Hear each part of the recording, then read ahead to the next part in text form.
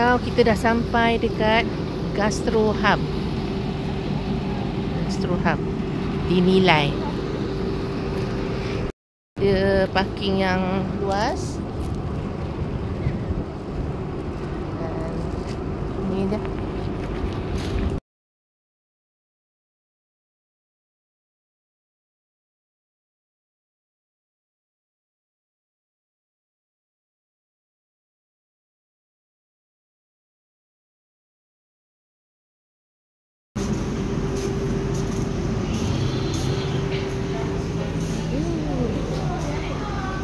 This coffee. Oh, sourdough scone dan cookies 3.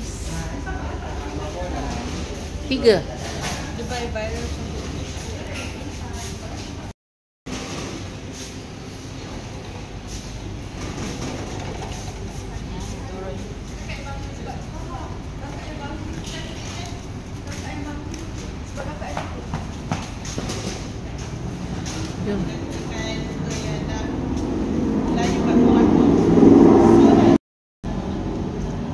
Ada jual. Oh, one pack bukan. Jom makan ni aircon ya dalam ni.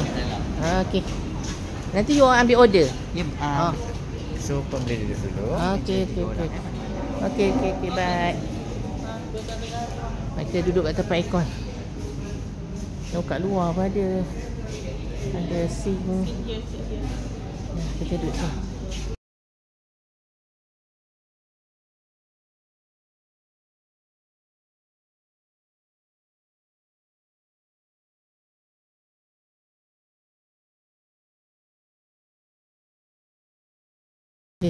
Kita boleh tengok menu kita kat sini. Dan kita akan order. Dia bagi kita kertas ni dengan pen untuk order.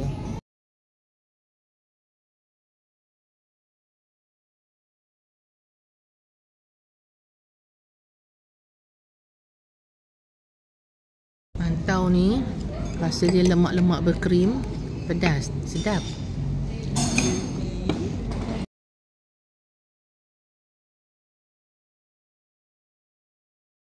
Ini nasi goreng cili dengan lamb.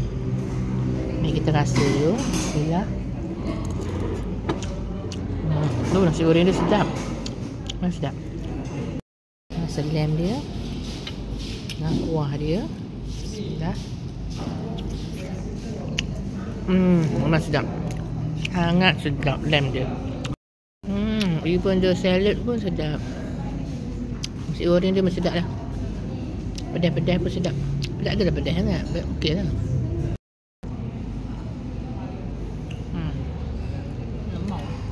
Lemau. Tapi kuah dia okey. Kuah dia standard lah carbonara. Carbonara sedap lah. Creamy punya carbonara. Creamy chili flake mesti sedap, masya-Allah.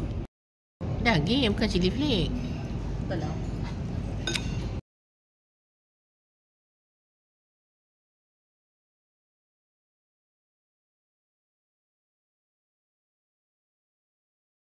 Mocha white. Yang itu butter cream latte. Kita rasa. Okey lah mocha white ni. Tak pahit. Saya sukalah berkrim ni.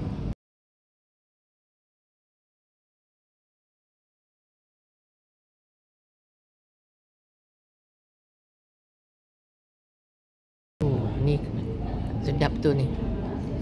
Ni mint, ni black pepper sauce dia. Oh, memang sedap.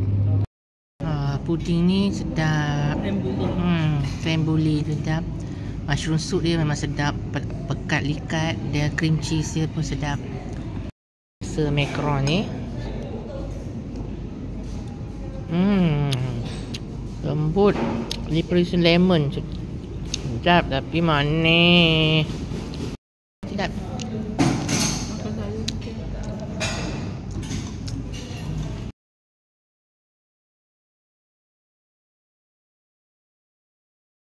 Kek dia with ice cream ya ke cream? Ice cream.